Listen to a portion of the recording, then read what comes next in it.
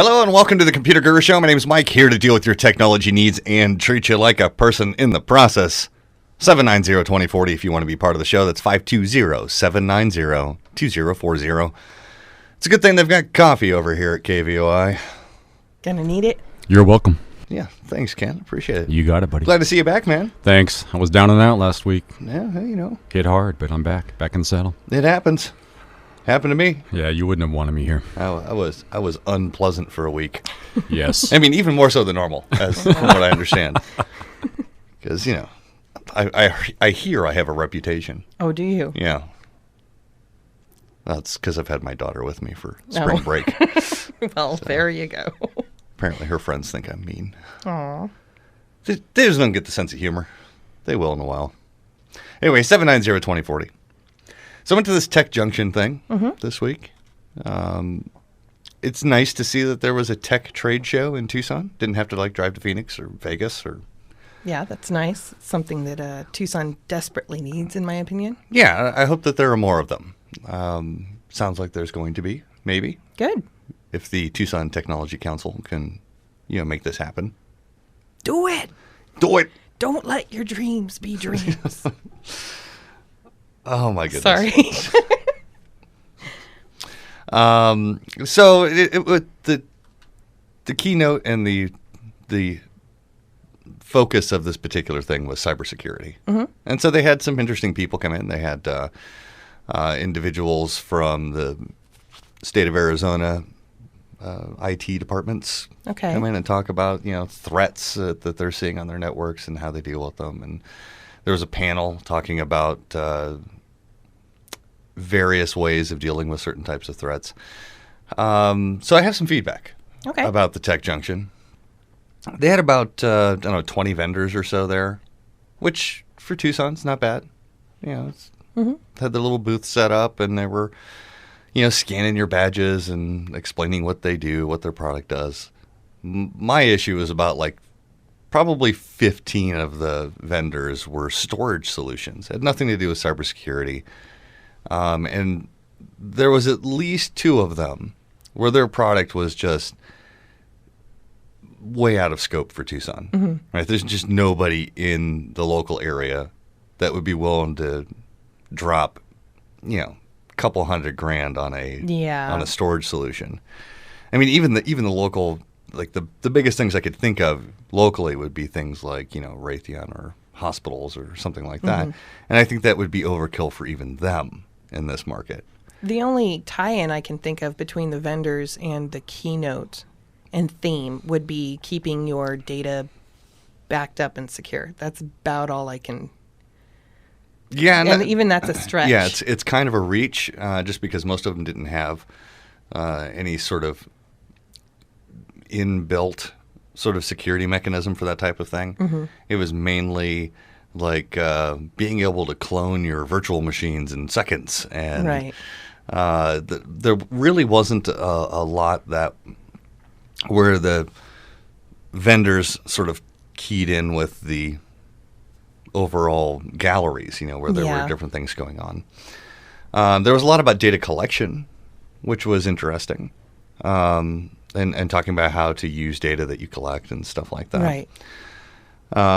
Which we all know how I feel about, collected data and how long it should be stored for and all of that. But there were a couple of very interesting vendors there. There's a couple that stood out, but not necessarily a good way for me. Right. One of which was the FBI, which I thought was interesting. And I'm thinking, great, well, the FBI is going to say, give us some sort of a talk about how to, prevent intrusion and all of this. Not so much? No, they just wanted to partner up with you. They wanted you to share your data with them. No. Yeah, no. No. I don't think so. No, it's not working that way. Sorry, FBI. Yeah, we'll keep it safe. Yeah. It'll be all right. Well, they wanted us to be able to identify potential terrorists. I'm using air quotes here. And whenever we suspected that somebody on one of our services may be a potential terrorist, that we should sort of invite the FBI in to have a look-see in our data. And no. Nope, not happening. Oh, it was worth a shot. Yeah, I figure, how about you figure out who the terrorists are? It's kind of your job. And then once you figure that out, then we can have a conversation. All right? But it better be really compelling. I'm just saying, right? Because... Not saying, just saying. No. All right, so I did not appreciate the FBI booth. Not a whole... I mean, don't get me wrong. Right, the FBI, they have a role. Yeah, definitely. They have a job to do, and I totally get that. Just do it. Yeah, do your job. Yeah, do your job. All right, try not to get all up in my job. And how about I not do your job for you? So just do your job. Cool. There you go. You federally investigate. You do that, and I will make sure that you can't get into my stuff. There you go. Then there we go. Everybody's happy. Mini rant. Well, it's been an ongoing theme. Yeah. So like the FBI has been doing their thing recently Right. with the Apple thing, but you may remember back in 2013 there was this little company called Lavabit. Mm-hmm. And they were an email provider, a secure email provider. They didn't mess around. Everything was encrypted, and there was an investigation that was launched. And the FBI said, "Hey, Lavabit, we would like to know more information about this particular box," which was a very hush-hush thing. They weren't allowed to say which box publicly that they were looking for. And so in defiance of the federal government, Lavabit just shut down. They just said, "We're done. Close the doors," and basically deleted everything.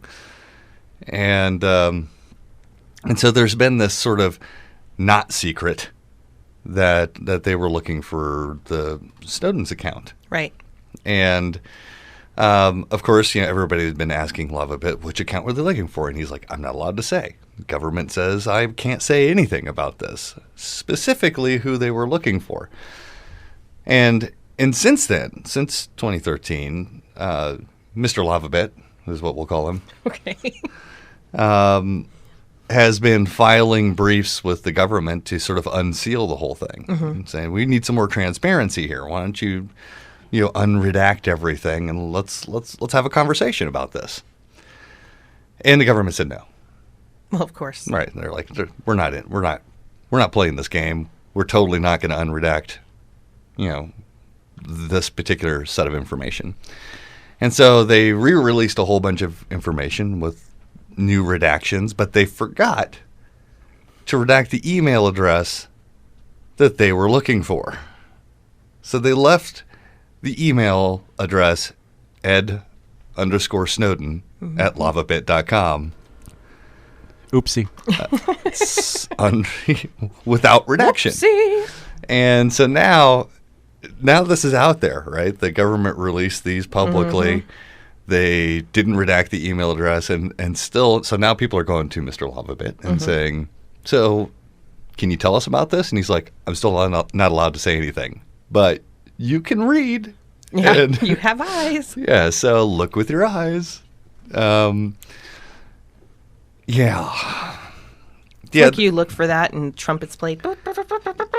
So basically, there's a secret that was never really a secret because we all knew. Yeah. Right. Anybody that was in this industry were like, "Oh, that's who they're looking for." Kind of an open secret. Right. Yeah. It was one of those things. There was no confirmation, but you didn't really need any. Right. Right. We kind of knew what they were actually looking for. It was big enough for them to shut down an entire business over it. I mean, the dude basically just said, "I'm putting myself out of business to protect this email address." And that's some dedication to the cause right there. And Mr. Lavabit has been basically surviving off of his, like GoFundMe account, right, where he had asked for help to support his legal fees going up against the government. I like that, Mr. Lavabit. Mr. Lavabit. Well, there's another person that's looking for help with legal expenses right now, and it's somebody or organization that I feel very fondly about, and you should too, actually. You ever heard of Bleeping Computer? No. All right, so bleepingcomputer.com, which is a lovely name. Yes, it is. It censors itself. Yeah, they are sort of the masters of spyware and virus removal. Okay. Right. These are the guys you go to if you really want some help researching how an infection is affecting the machine and how to get rid of it. You've piqued my interest. They're very good at what they do. You should take a look at their site. Okay. Go to bleepingcomputer.com. They are pretty awesome. However, just like this show, and this is why this is sort of important to me, right? They, just like I do, have certain opinions about certain antiviral products. Right. And yeah, they don't particularly care for Spy Hunter. Okay. All right, so Spy Hunter, and I'll just go and throw this out here. This is also my personal opinion. Spy Hunter is sort of like right on that line where it's just like, well, I don't know if this is a real product or not. Mm-hmm. I mean, it sort of is. Right. But they have all kinds of oddities, right? They don't necessarily qualify as like a rogue antivirus where it's like a fake antivirus or anything. Although their results are dubious. Okay. At best, right? You look at the results and you're like, I don't know about that. And they have some other things, like they say they'll charge you $29 for your license, which is an automatically renewing contract with them that you don't know about. But then they charge you $69. What? And then they're like, well, we can't fix that, so you have to take it up with the credit card processor, who apparently has very strange hours that makes it impossible for you to get in touch with the credit card processor. So there's some weirdness about them. And Bleeping Computer basically said so. They're right. like, well, this is what we've discovered so far. We don't think it's a terrible, like it's fake or anything. We just don't think it's very good. And we think that they're a bit deceptive. And we don't necessarily trust them as a company. I say good on them for calling them out. Well, they're being sued. Of course they are, because that's what we do in America. America. So Enigma Software, which owns Spy Hunter, is basically trying to sue Bleeping Computer into oblivion. And so they need some help. And if you go to bleepingcomputer.com, there's some buttons there you can click on if you want to donate. You want to give a couple of bucks to help their legal fund. Because there you go. You got to protect the free speech, man. And I just hopefully this will get thrown out on a free speech basis. Right? This is First Amendment stuff. I think it's important that we maintain free speech, that we we have some amendments, and the single digits versions of those are kind of important. Right. And I think that we should probably work towards preserving those. Now, you can also preserve your vehicle, because we have to do our sponsor message here. Preserve your car. Best segue ever. Yeah. I'm good at these segues. I was going to go with you can also maintain, but Yeah, well, maintain your vehicle. You can go over to perfectionautoworks.com. You know what? I got a message from Mr. Emery last week. Of course, I don't think he realizes that I don't see my text messages until after the show. Oh. But I guess they have a new website. Cool. So you should check out perfectionautoworks.com. Now, I mean, he didn't get his website through me, so I don't know what to say. But, I'm sure it's wonderful, just like everything they do over there at Perfection Auto Works. Check them out. You can thank them for sponsoring this show by giving them a call. And you can listen to their ad, which is coming up right now on the Computer Guru Show.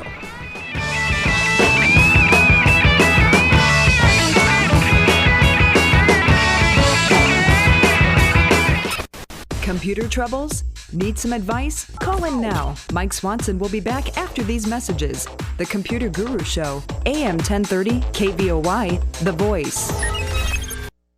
Your technology guru, Mike Swanson, is answering all your questions one by one. Yes, science! So chime in with yours. The website is gurushow.com. Tune in, click in, and kick back. This is the Computer Guru Show. So the FCC is going to court. Again? Yep. And in another effort to dismantle the broadband protectionism laws that have been built into most states. Our favorite not dingo, Mr. Wheeler, is basically saying that the ISPs are wrong and saying that municipality broadband providers are effectively competing with the private market and making it more difficult. And so, as an example, here in Tucson, we have the Cox has a contract that says that anything that's within the city limits belongs to them. Right. Anything outside of the city limits is Comcast as far as cable or high-speed internet is concerned.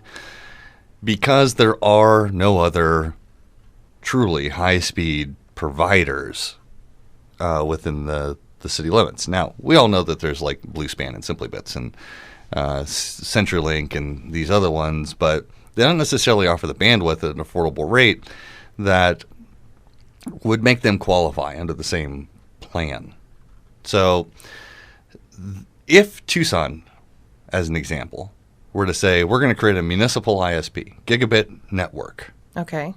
The laws as they are right now would be saying that that is the government unfairly competing in a market that doesn't, in a market that already has competition.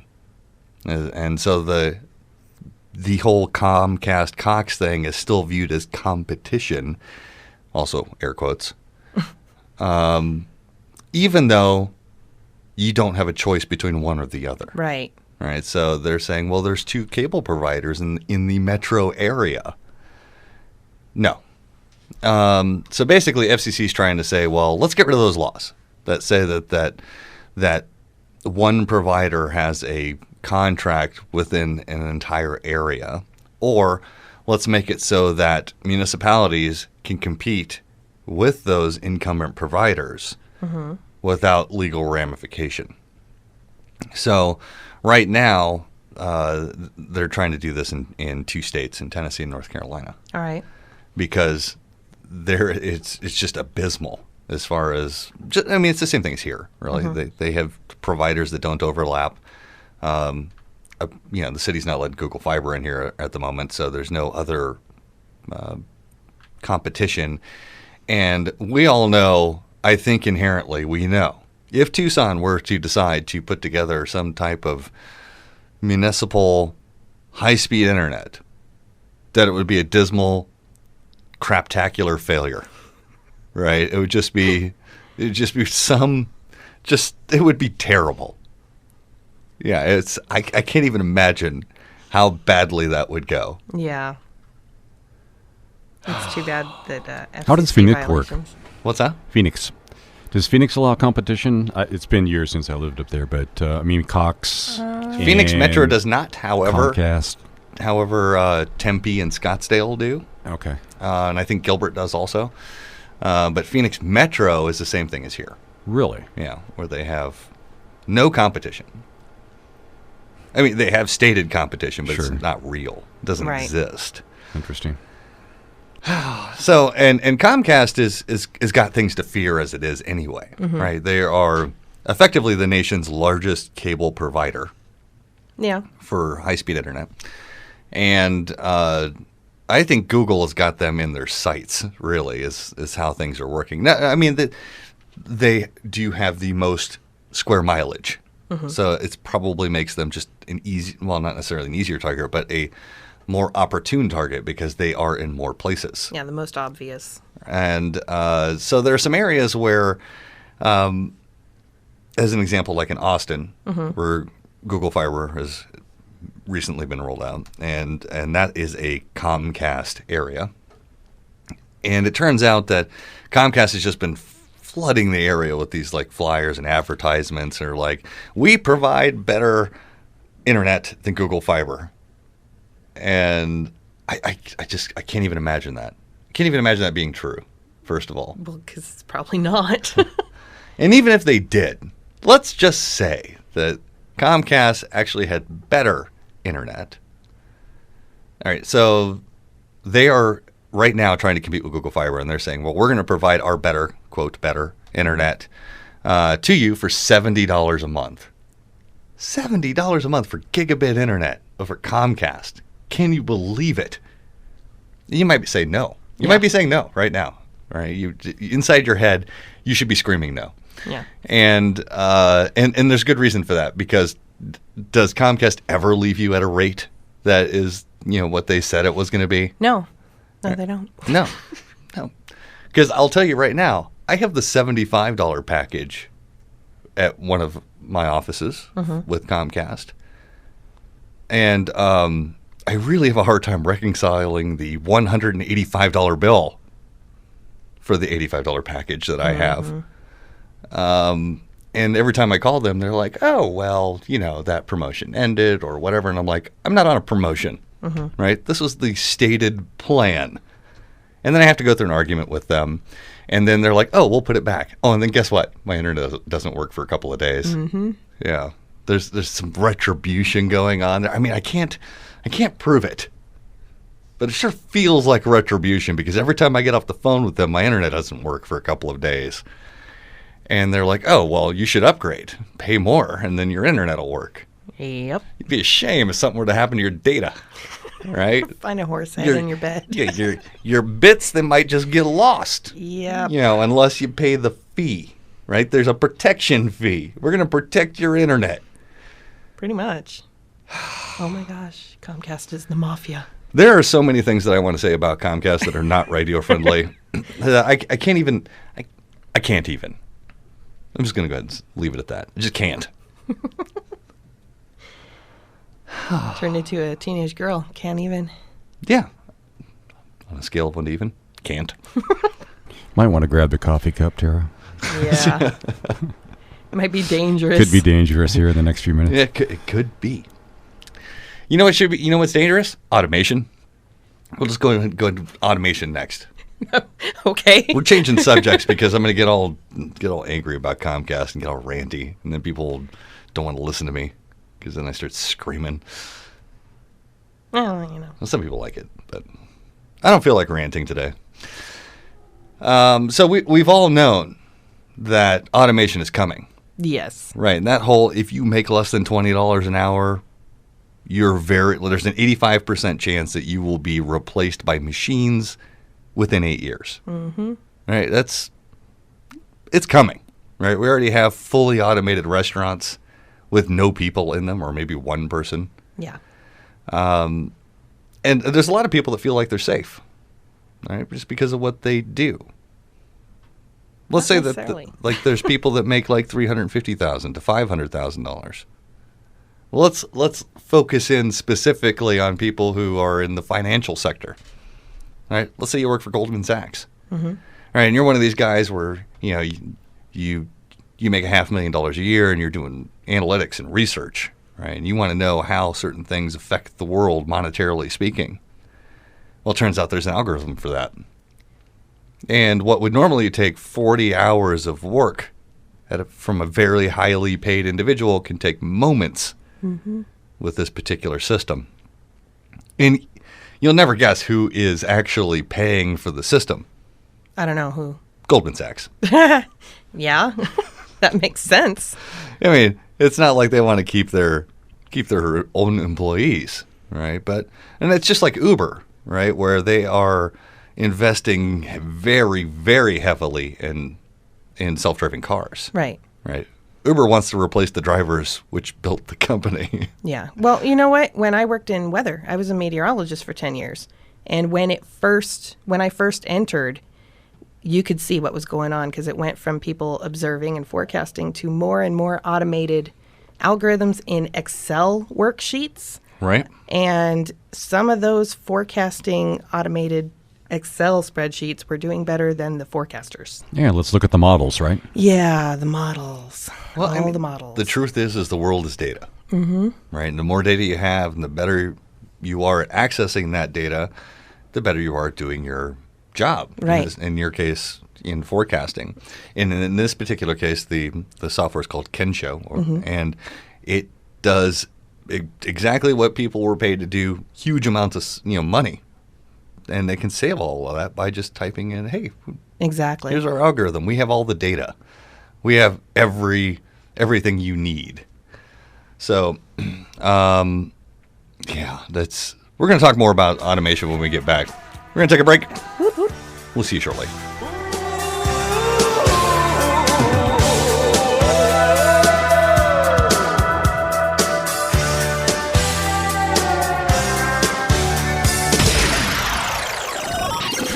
Your computer guru, Mike Swanson, is here to help you tame that beast of a machine. Join the chat right now at gurushow.com or call in. This is the Computer Guru Show on KVOY, The Voice. Mike Swanson, your computer guru, is just a click away. Listen and watch at gurushow.com. This is the Computer Guru Show on KVOI, The Voice. So with automation, and this was an ongoing conversation during the break here, we were talking about agriculture and weather and all of these things where you think, well, automation may not work in that area. And even thinking about my own job, right, where my job is to fix computers and networks and all that stuff. I mean, there are AI algorithms that can do my job, right? Providing that it doesn't require a certain amount of manual intervention, which is still where I feel relatively safe for the moment. But as software moves along, right, it's going to be self-healing, self-repairing, and it's going to be a different world out there where we all have to find something that, well, I think it will be hard-pressed to find something where we can do things more efficiently or better than AI. Live life. Yeah, well. That'd be nice. If you can afford it. That's what I'm saying, though, is if we could just let people live life, that'd be a nice thing. There's a ton of data out there in the world. And, as previously stated, we all know how I feel about all that data being out there. Right. Now, as far as data about the world, like when it comes to the weather forecasts or any of that stuff, then it's data that we should hold on to. But when it comes to our individual data, stuff that ties to us specifically, I think that there should be a hard cutoff limit for how long you can have digital data about any particular person. I think your cutoff is 2 years, right? What you believe? Yeah, 2 years, 18 months, somewhere in there. I want it to be short. Yeah. Right. It's got to be short, long enough that you can develop a pattern for, finding somebody who's dangerous if necessary, being able to connect those dots. But it should be not long enough that you could make up dots as you wished. So I think that there's a certain amount of irrelevance to anything that's over a couple of years old, because who knows? You've probably changed somewhat in the last couple of years as far as who you are. Most likely. And not to mention that I think it just gives the ability to free form a little bit too much when it comes to connecting those dots. Because with metadata, it is just a collection of dots. And that collection of data is also a problem, for me anyway. I think that there's a lot of pretty sketchy ways that businesses and governments are collecting data about their people. Yeah. Now we've talked about, like in the past, we've talked about warrantless wiretaps. We've talked about like the Stingray devices, which collect a lot of data about individuals that are not under investigation, right? Because a Stingray is grabbing data from people that are within like a 2-mile radius, even though they may be looking for one person. Every cell phone in 2 miles is being tracked, and no, that's not good. No.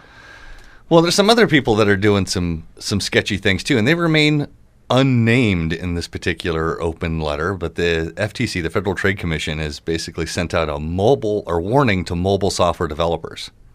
Okay. There is a piece of software that's called Silverpush, and it apparently collects information on you in a way that you may not understand that information is being collected. It uses the microphones in your devices. So like your laptop, your tablets, your phones, anything that you may have, and certain applications and developers are basically telling the software to listen for very specific ultrasonic tones that are in television shows or otherwise being broadcast through certain types of media.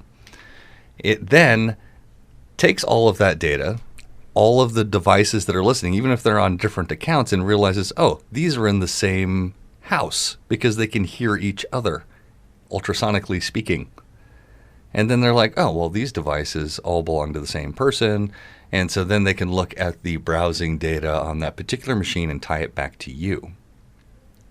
Super sketchy. Yeah. Just a tad. Now, this technology we talked about actually a few years ago with the bad BIOS, which was an infection that was able to transmit machine to machine via ultrasonic pulses. So even if they were completely not connected to the same network, if they had no internet access whatsoever, if one of the machines was infected with it, it could potentially infect the others just through sound that you can't hear, which is also very sketchy. It's like spy stuff. Right. So to take that information, or to take that methodology and say, well, let's go ahead and just figure out what you're watching, what you're listening to, what kind of devices you have in the room. And you think Facebook targets you for ads? Oh, yeah. Well, there's a hint that Facebook is actually using the silver push technology. I almost guarantee they are. In their applications, although it is unconfirmed and we don't know that. Please don't sue me, Facebook. Yeah, but at the same time, I have been in a room speaking about something, and all of a sudden there's an ad for it without having Googled it or anything. I don't know about all that. I'm just saying. I'm thinking that everyone else thought it was creepy too. I'm thinking that chemtrails are probably in your future. Oh, I am not even going into the chemtrail thing. Okay, that is a hot button topic for me. We are not doing that. They're contrails. I'm no more. Done. End of discussion. Hello, Philip. Hi, Philip. How are you? Apparently, she wants to change the subject around here. What's going on, Philip? I'd like to ask a question about what you're talking about right now. Sure. Can you put some type of filtering through before you connect to the internet going out from your house, so that you can filter out all their detections, or at least know that they're snooping on you? Sure. Yeah. I mean, if you get a nice firewall or a proxy server, you can do that. No, but I mean, not just a firewall, but lets you know that things are being done to you. Because I've heard that the TVs nowadays they can listen to you through the speakers on the television, and I'm sure they have even more clever ways than what you've just mentioned coming up. Right. So is there any way to just have everything buffered before it goes out of your house? That's what I'm talking about. Either a very, very nice firewall or a proxy server of some type. That's the only way you're going to be able to pull that off. What about on a smartphone? As long as you're connected to the Wi-Fi network, sure. All right, but you wouldn't be able to control what's going out through the cellular network. Okay. I'm just wondering. Is there any way that you can use a smartphone, put it inside of another device so that you can use it as a, maybe like a secured Bluetooth for you to deliver information from one person to another without it being able to be undecoded? In case of people snooping. It seems to me that would be an overly complicated way of doing that. It may have to come to that. I mean, because you can go get a Raspberry Pi for $30 and turn it into a point-to-point messaging app that is encrypted, rather than trying to use a cell phone and circumvent the systems that are already in it that are designed to communicate. A Raspberry Pi? I've never heard of that. I'm not really up on everything, so I guess that's some type of device. It's just software. A super teeny tiny computer. It's kind of low powered, but it's got probably as much computing power as a cell phone. Mm-hmm. They're super small. They're open source, and you can do whatever you want with them. You can turn them into home automation devices. You could turn it into you could even build a firewall out of one of those Raspberry Pi devices. And they're not that expensive either. Yeah, the new ones are $35, and they're super cool. So, is it possible to network those together so they could be synchronized to make it more powerful? Sort of, yeah. You can do collective computing with Raspberry Pis. Raspberry Pis. All right. Well, that gives me something to think about. Thank you. All right. Thanks for the call, Philip. Appreciate it. Yeah. Those Pis are pretty awesome. Yeah, they are. Now, Rob actually has one of those the Raspberry Pis. We have the 2. He has the 3 one, and he's turning it into what's called a Pi hole. Okay. And basically, it becomes a small proxy server for your home that blocks ads at the firewall. Ooh, I like that. So you don't even have to install any software on any of your computers in the house. It automatically does ad blocking for you at the gateway level. Build me one, Rob. Thanks. Just saying. I don't know if Rob's going to go ahead and build you one of those. He could. He might. You never know. I did sell him Girl Scout cookies, so. Oh, yeah? Yeah. We'll be right back. More of the Computer Guru Show.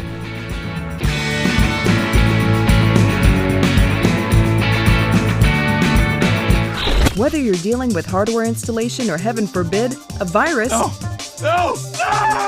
Mike Swanson is answering all your questions one by one. So call in or chat in with yours. The website, gurushow.com. Tune in, click in, and kick back. This is the Computer Guru Show on AM 1030 KVOY The Voice.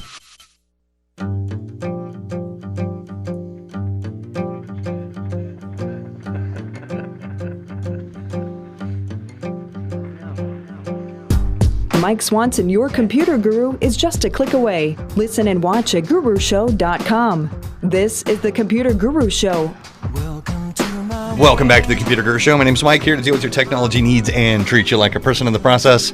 Before we get to our call here, we're going to... by the way, if you want to be part of the show, 790-2040. This is the last segment of your free tech support for the week. And it's not very long. Let's talk about your free tech support this week. Yay! I got my computer finally upgraded to Windows 10. Yeah, so, your computer has historically had issues. Well, it's parts from like 10 years. It's a Franken machine. Yeah, it's a Franken compy. And, but you took it down to the Computer Guru? Yes, I did. And the problem I was having was I tried to upgrade from 7 to 10. Didn't have quite enough space, so it rolled back to 7, but then it kept 10. And then broke everything. Yeah, pretty much. So now I have a clean install of 10. It's great because I have my son's account also that I can switch back and forth, and I've got all these parental controls that he hates and I love. So during the break, you were talking about the parental controls, and you described them as boss. Yes, they are boss. Because you get a lot of these programs that have, quote, parental controls, and it's very loose. Right. Which my son is pretty young, so he needs some extreme controls on this stuff. So... Right, and he's kind of nerdy. Well, he's a lot nerdy. Yeah. I mean, that's but in my opinion, good. You get what you need out of it, though? Yes. I get to see what websites he visits, how many times he visits, how long he's on the computer, what programs he's opening, what he's searching for without having to go into the history, which is nice. Nice. Yeah. And then I can limit his screen time for day to day. So, like, I have it between the hours of 9 a.m. and 7:30 p.m. He can only spend 2 hours total sometime between those times. Fancy. All right, so we'll have to do like a segment on that soon, just because it's that time of year again. Yeah. All right, let's go ahead and take our phone call here. Let's talk to Kevin. Hello, Kevin. How are you? Hi, Mike. Fine, thanks. I'd ask you how you are, but if I listen, we'll miss the end of the show. The last part of the question will be the first part of the question. I was going to ask you what you and Kara think of Windows 10. You're ready to do the conversion over, and you're happy with, as an IT guy, you like the Windows 10. That sounds a little presumptuous. Okay, all right, then I'll leave that alone then. So we'll say that for next week's show. Okay, all right, so then here's my question. This is a Verizon war story. Okay. My phone's up for an update. Unlimited data like yourself. I've been up for an update for years. I keep buying phones offline. I go to the Verizon store. Yesterday the guy says, "What's your number?" I said, and I made up a number, and he goes, "What's your number?" I give him my number. He goes, "Oh, you're up for an update." He goes, "Oh, you got unlimited data. You can't keep this after December this year." I said, look, don't touch my plan. I'm not here to do anything. Leave everything alone. And so I walk out of the store. So he shows me a couple phones, and he takes my phone number. So my wife calls me yesterday and says, "There's something wrong with your mail." So I go online. He erased my email account. And they changed my account on me while I was in the store. I gave him no authorization because I didn't do anything. So I'm saying this to all the people that are on Verizon. I'm going over to rip their ears off this morning because after an hour on the phone with the nice people at the support place, they got all my email back. Okay. So the point of this conversation is don't give them your phone number if you go to Verizon. But the real thing is there a program that you can download your mail from your phone and back it up on your computer?